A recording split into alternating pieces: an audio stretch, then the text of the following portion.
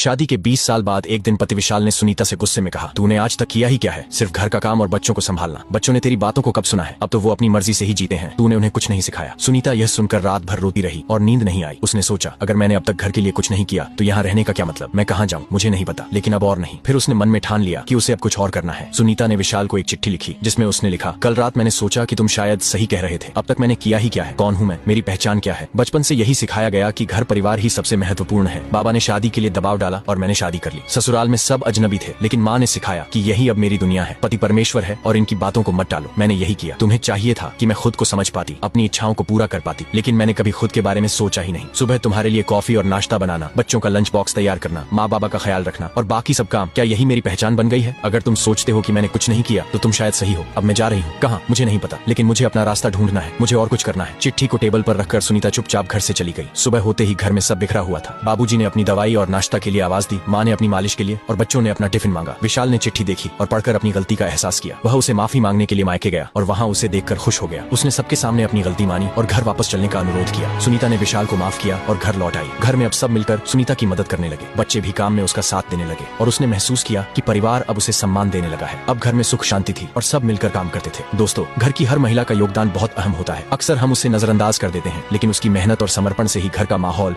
खुशहाल और व्यवस्थित रहता है।